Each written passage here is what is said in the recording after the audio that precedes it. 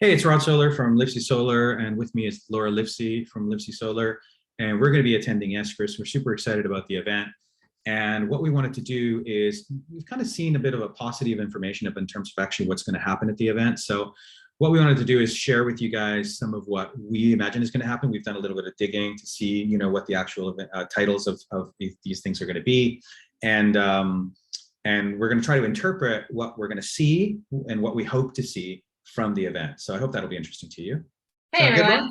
So yeah, I think the main point we're trying to do here is this is really valuable content every year, and I think it's sometimes hard to know which session to go to or what you're going to get out of it. So we're going to give you our lens on how we see marketing and what we think that you should pay attention to so that you can get the most out of it to build your practice.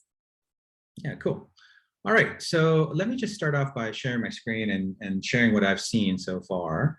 And some people might not be fully aware of how this works, but this is actually what was shared on the Facebook group, the Practice Development Facebook group, and I thought it was useful because it's actually the first time I've actually seen a listing of all the things that are going to happen at the event.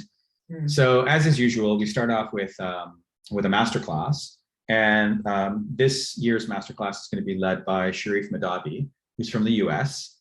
He's been in the business for a really long time. Both Laura and I have read a lot of his material, and Laura and I are actually going to be part of that masterclass. We'll talk a little bit about that in a moment.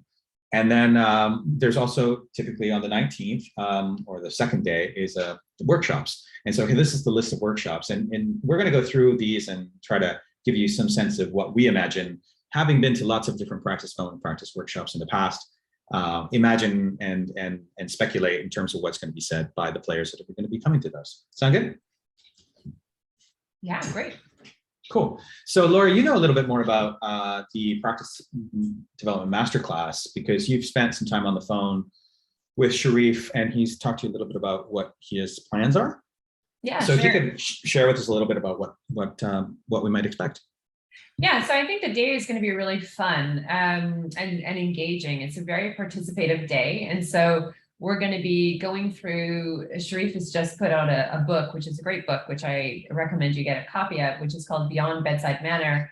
And it's really this idea that, what used to be useful and appropriate in a medical setting was affability. We all know the 3 A's, and we know that, being an affable, good-natured surgeon is important. But that's where sort of the line used to be, and the bar was, previously thought to be high, but that is now seen to be a very low barrier to entry. And I think everybody now is coming in expecting as a patient a lot more than that. So we're going over 6 key areas, and I can give you, and maybe we can chat through that a bit, Rod. I think we can just kind of open some of these up so that people can get an idea of what we'll be talking about, because the day will be quite segmented. So even though you see a long block on the schedule, you can kind of dip in and out if you haven't, if you sort of get intimidated by the large block and think, oh, I didn't book it in. Oftentimes there are spots available. So if you have an interest and you want to if you have a spot for you, an hour free, definitely come by and check it out, because the day is quite segmented. So the first segment is actually, I think, one of the really interesting, a good question that I think people should ask. Yeah. Well, what I can do is I can show what that block looks like. So, sure. if you're thinking about coming to the masterclass, you'll find it on the Sunday, the 18th of September. So this is from the ESCRS site. And here you can see here the Practice Management Masterclass. I know you probably can't see it because it's very, very tiny print.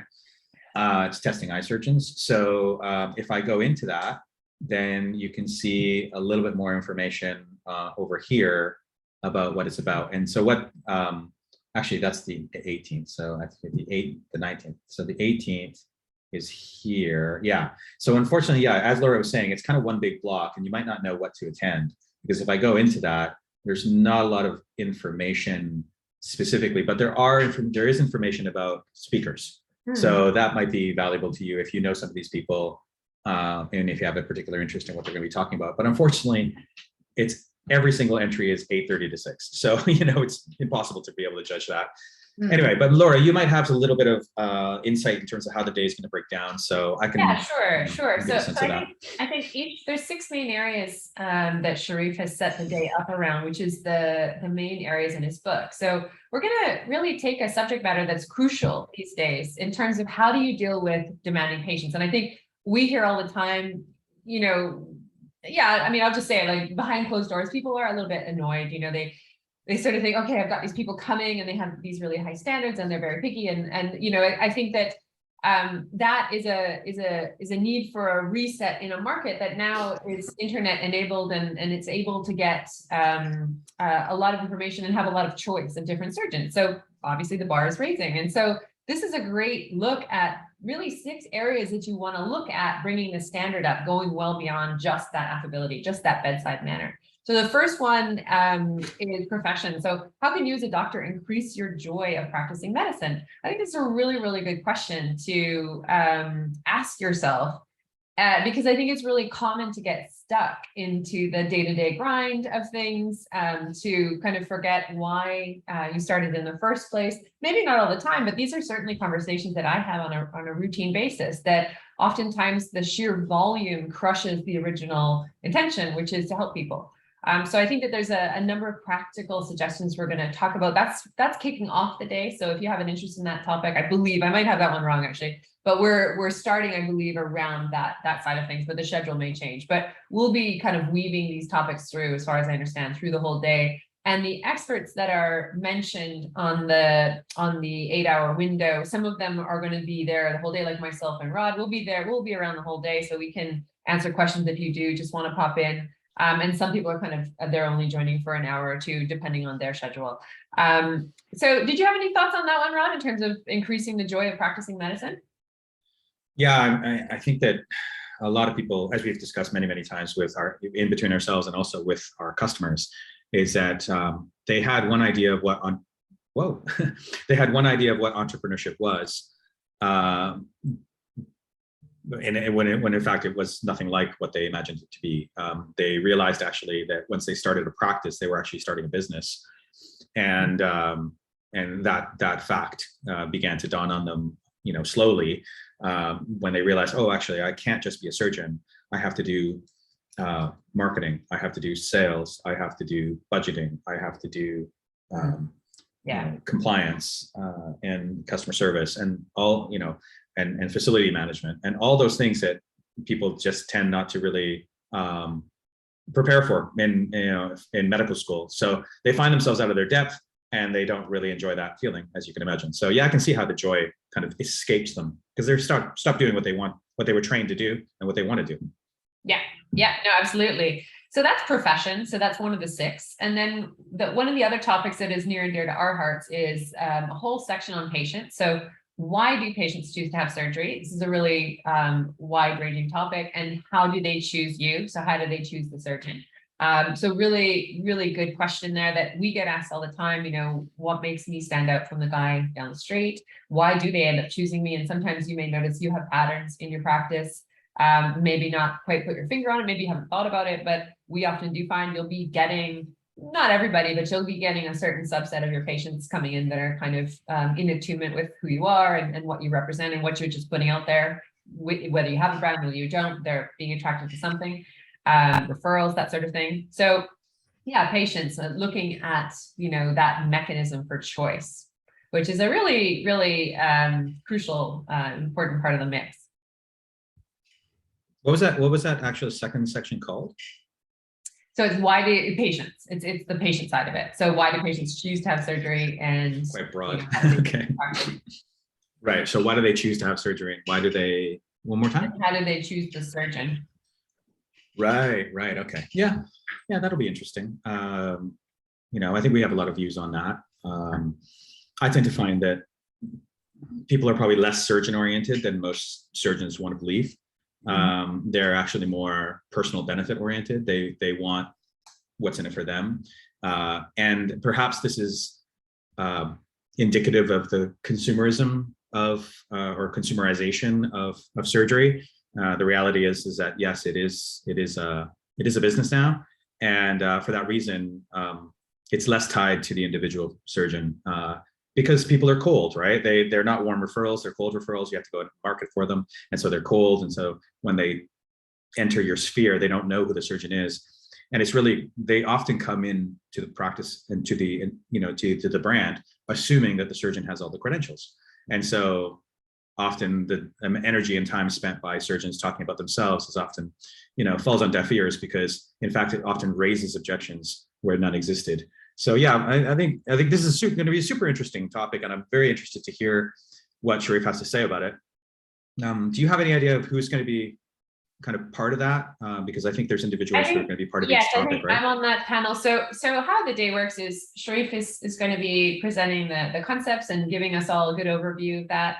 And then there's going to be these questions will be posed, and we're going to have a chance to really dig in and have a conversation. So small groups, have a conversation, and then have a process of learning from each other. And then we have panels. So there's going to be different experts available for each of these 6 topics. So for the patient one and the promotion one, I believe, and the pricing one, both Rod and I are involved on those ones. That may change on the day. I think we're going to try to make sure that we have a good panel for each one of those, so that the people that are sitting in, I think Rod and I are happy to speak about any of these topics at any time. So like I said, we're happy if you have a question for us on the day, feel free to, it doesn't have to be around one particular topic. I think on the patient side, one thing that is crucial, beyond the surgeon, as Rod was saying, is speed to lead. So that's something that we'll be talking about, looking at, there's actually excellent data to suggest that you need to be taking specific actions now within 5 minutes. And that increases your ability to convert astronomically. So we'll be going into that. And it's much more than you would imagine. So those, even occasional fumbled phone calls or, emails that come in that sit in your inbox, or, any other channels you might have, maybe missed, messages on your Google My Business or on your Facebook page. Those actually are, money that's just sitting there. And if they don't get attended to very, very quickly, that's a huge choice point these days, especially for the LASIK side of things. That's really absolutely. We know that one of the things that contributes most to patient choice is just the person who gets back to them first. Which is very disheartening, I understand. Sure, yeah, it is. But you can either go with the flow or run against it, and I prefer to go with it. So yeah, I appreciate that that speed to lead is pretty much everything. So that should put into context how the relative importance of choosing a particular surgeon. Just get them on the bus, and then you talk about the surgeon after. But anyway, yeah. Yeah, no, I think, and I'll just to kind of put a button on that one. I think the thing there that you're trying to do, and why they do choose the first responder, is they, like Rod said, they already assume you're good. They really can't evaluate your CV. So what they're saying is essentially, okay, well, the one that responded the best or has the best marketing, they're on top of things. They've got it. Yeah. Okay, if they're on top of their marketing, if their marketing is at the same high level as I already know their surgery is, okay, well, these guys are the ones that are going to eke out the other guy. So that's and people don't like shopping. They don't like shopping. Yeah. They want to get to their after state as quickly as possible. So any barriers like waiting that you put in the way, they just go to somebody else who won't make them wait. Yeah. So the next topic, really coming up a lot since the pandemic, is even before, to be honest, but it's certainly coming to a real point of a sticking point since then, is people. So good hiring people in your practices. How do you have people stay? How do you attract people? How do you keep them, and how do you develop a great culture and a great team? This has become an epic topic, I would say, in the last year. We have had many clinics go through really painful employee losses, wake-up calls around their culture, and started to actually really dig into their culture and start to say, actually, what do we stand for and what are our values? Because people don't understand we're good. They don't understand why they should work with us, why they should stay here, and we're just not communicating that. So what have you seen lately, Rod, in terms of conversations of what practices should focus on around that, attracting people, retaining people, making sure that their staff are obviously getting them what they need, but also that they're getting their staff what they need? Yeah, so the pandemic as we said, when we talked about the pandemic, when it was first starting out, we said that this would happen, is that the pandemic is going to expose the weaknesses in your practice. It's not going to create weaknesses, it's going to expose the existing weaknesses that are already there. And one of those weaknesses is the fact that most practices have a very outdated view in terms of what it takes to engage young people. And young people tend to be the majority of the workforce in private practices. So because they have lost touch with that, the pandemic exposed that weakness, because people realized, actually, first of all, I don't have to work for the person I'm working for. That was, that kind of jolted them out of their routine. Number two, I can work from home for a lot of companies and businesses that are happy to employ me from home, and I don't have to be in a clinic that doesn't align with my values in terms of where I want to spend my time. And I would say the most important thing is, because people started getting paid to stay at work, they started evaluating their options, and now the bar has raised significantly for, number one, pay, and also work experience and work-life balance. And a lot of practices were caught completely unprepared because they never, well, I won't say never, but rarely considered those really important considerations that young people have. We've run into surgeons who've actually said and verbalized the phrase, they should consider themselves lucky to work for me. And when you get that kind of approach and attitude, that's a recipe for disaster, and you're going to be left by many of your people, and you're going to unfortunately suffer from customer service problems as a result. And that's going to be the end of your practice. So, it's super, super important. The people are massive in terms of their level of importance. I would say, even in the context of the onset and the dawn of AI, automation, all these things, what matters most in a practice are still the people, and that won't change for some time. And so if you haven't got your people plan sorted and executed properly, you're going to lose your people and you're going to lose your business. Full stop. Absolutely. And again, linking it together with the previous topic around patients, who provides speed to lead? It's your team. And, if you want to have a hustle culture, people that are really providing that excellent service, they need to be cared for. They need to feel like you really value them. And it's hard. I mean, this is the thing. These things are not easy to do. And we understand that. But you can put systems in place. It has to be systemic. It can't just be when you remember. Otherwise, we're all fallible and it's impossible. So it's something. I'm going to shout out a book title. Sorry, Laura. I'm going to shout out a book title called Patients Come Second, which is, I think, awesome title, because who comes first, right? Your team. So, because all doctors love to say patients come first, whenever they're got a jet from a meeting or have to interrupt, the conversation, it's like patients come first. But in reality, patients come second, because it's your team who's going to deliver the service to your patients. And if you're not treating your team right, they're never going to treat your patients right. I would say we work with a lot of clinics and a lot of great clinics, but there's been a few standouts, and every standout clinic we work with has put a lot of attention into that, to really making sure that they, first of all, spent the time to hire really well as well, because obviously you've got to work with what you've got, but also really, really appreciating, rewarding, and retaining really excellent people, because it's expensive when people leave. So the next one is place. So what about the clinic? How's the physical environment? What can you do with it to enhance it, make it more attractive for patients? Yeah. What are your thoughts on that? I can speak about it.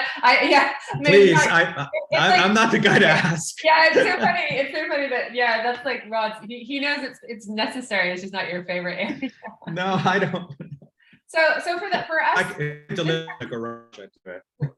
What's that? You cut out for a sec. What? I said if I could deliver in a garage, I'd probably do it. So. Yeah, of course. Yeah, exactly. Yeah, maybe in trainers and sweatpants. Yeah, exactly. Yeah. So yeah. How do we explain this? This is not necessarily about luxury. I want to make that really clear, because of course you can splash out a lot of money on a place.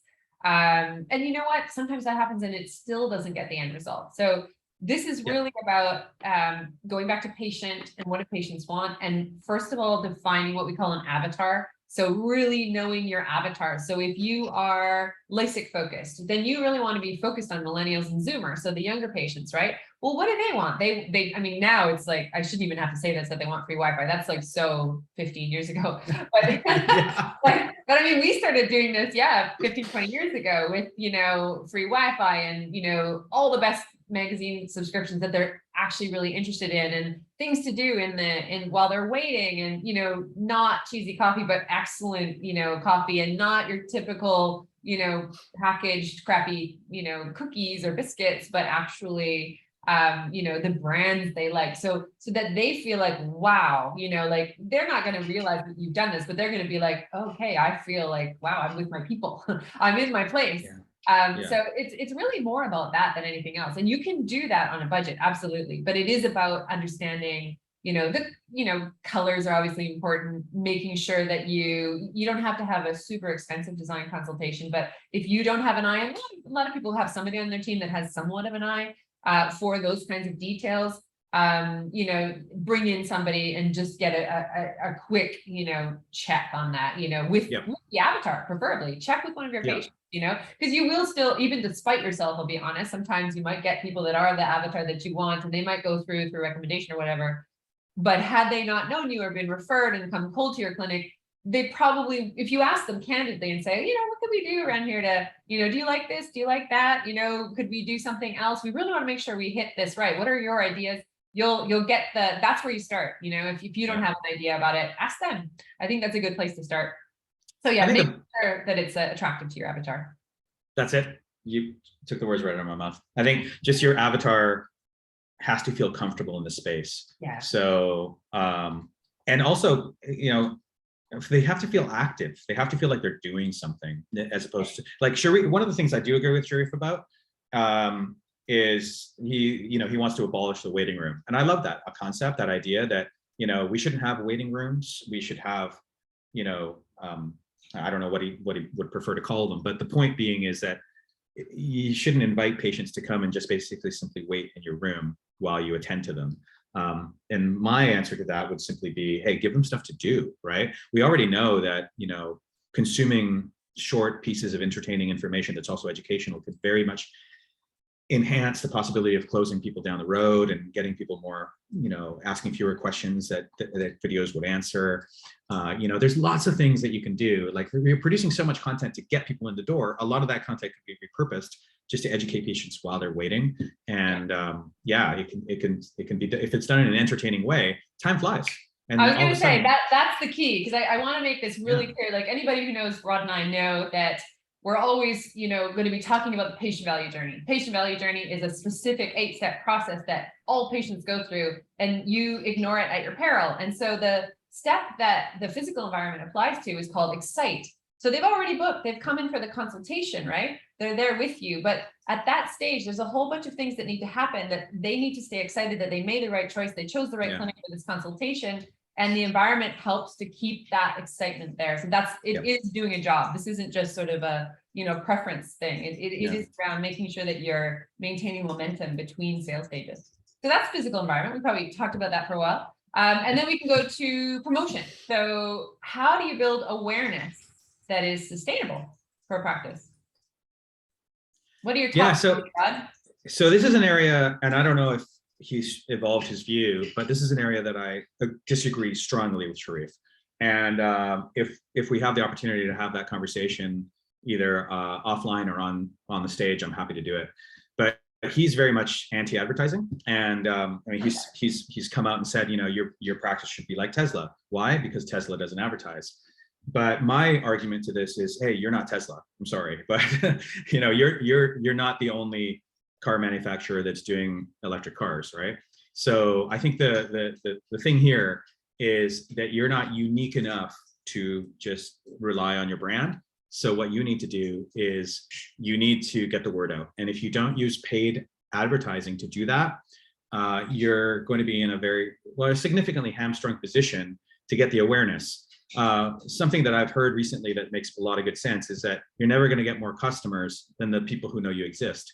And if people don't know you exist, if you're not easily accessible in the places where they're looking, right, in the you know, if you're not in the store when people walk into the store, if your brand is not on the shelf, they're just going to miss you, and they're going to go to the person whose brand is on the shelf.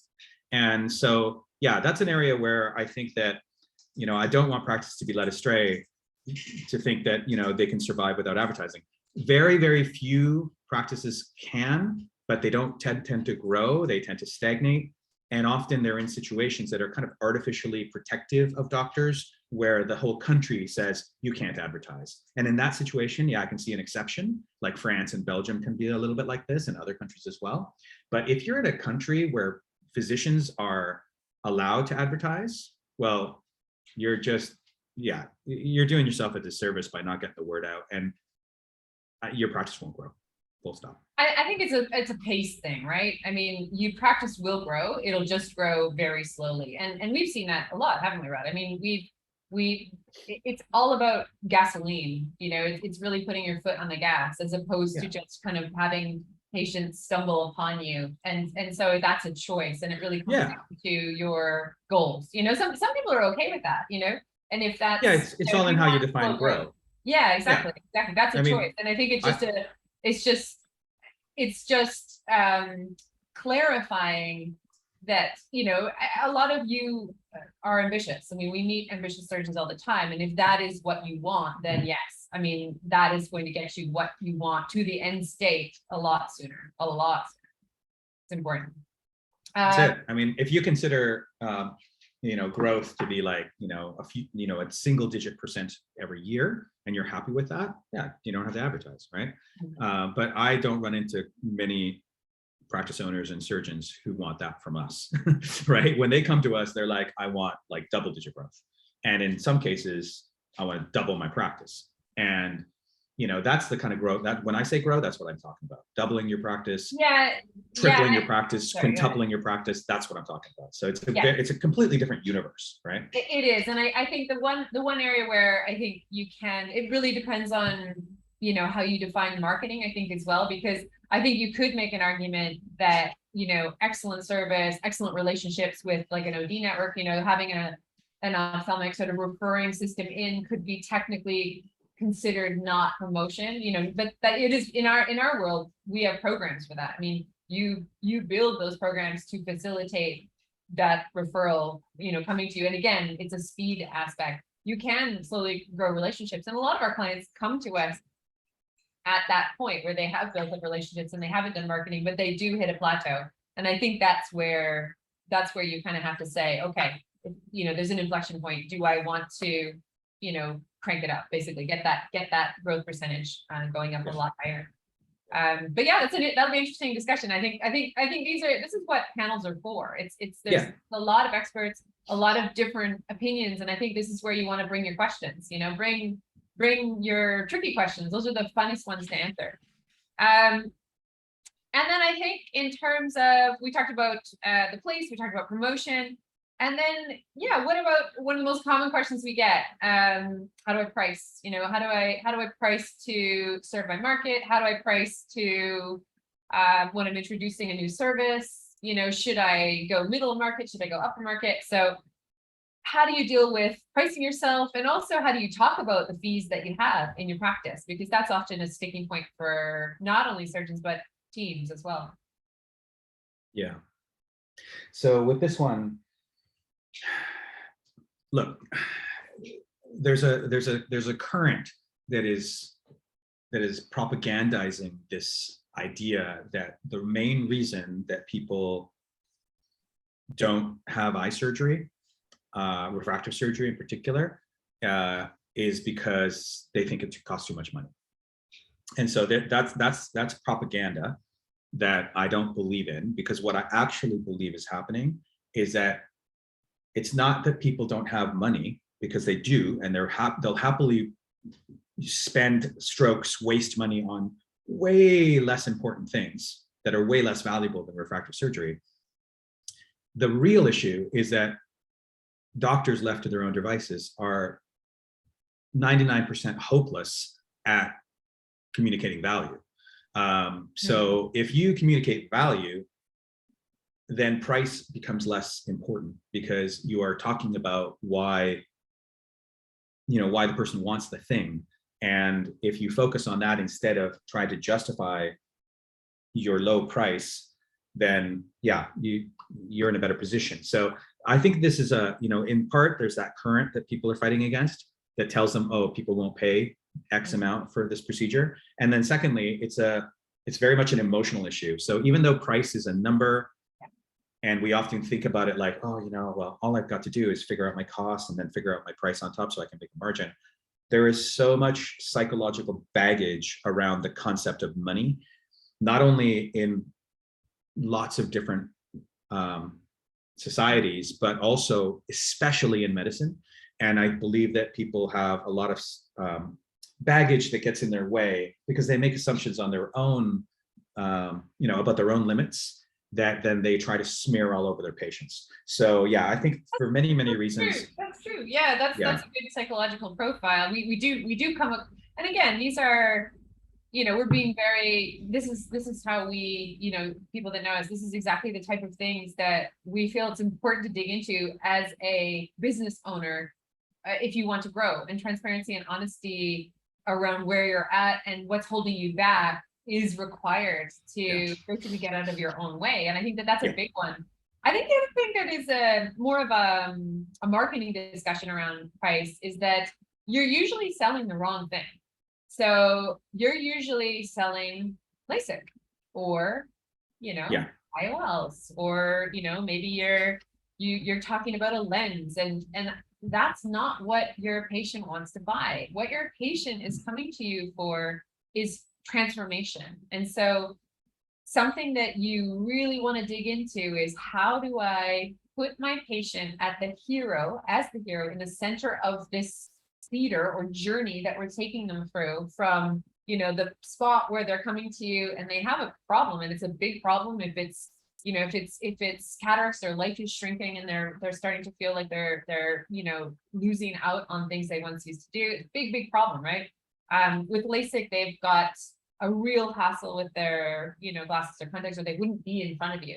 And I think we often forget that, and they're looking for a transformation to a new life.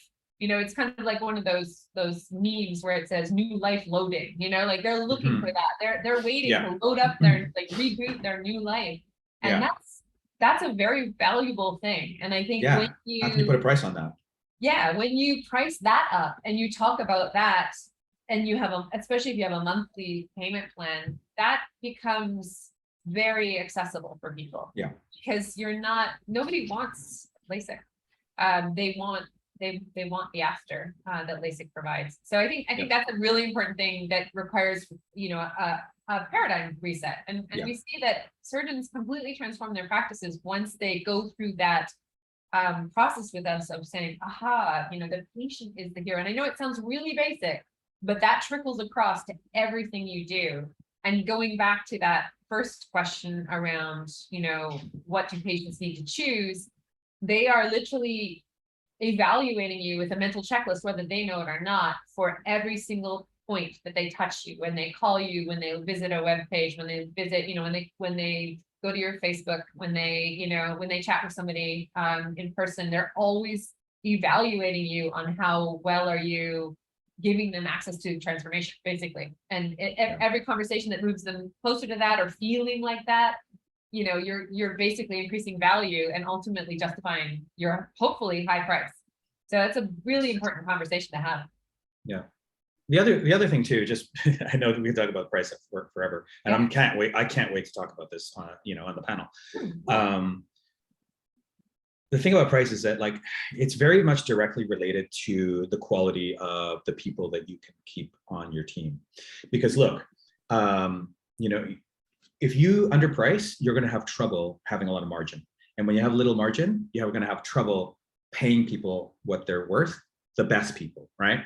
And if you can't hire and retain the best people because they're going off and finding work elsewhere because they can get paid more, and if you're thinking that's like some good economy, then you're going to find real quickly that your efforts to undermine your price are going to undermine your practice, because your team is going to leave because they're not going to be paid sufficiently.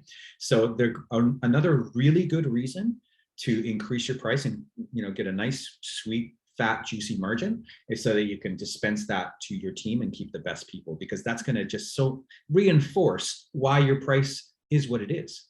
So, you know, and why would you want to do more and make less when you can do less and make more? It just, you know, that's what business is about. So yeah, anyway, can't wait. Excited about that one.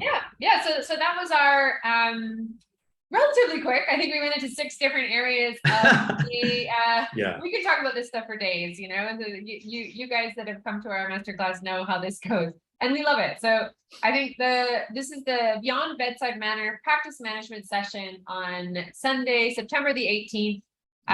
Looking at how ophthalmologists can optimize the entire patient experience. Come and check it out. And yeah, like I said, if you can only check out or pop in for a bit, please do. We look forward to seeing you there. Yeah, that's awesome. And I think what you also want to do is you want to watch our next video, which we're going to be talking about the 19th of September, where we're going to talk a little bit about what the topics are involved there and give you a sense of what we expect them to be about and what we hope they're about and how we can contribute to that conversation as well. All right. Thanks very much. Okay. Bye for now. Bye, everybody. See you in Milan.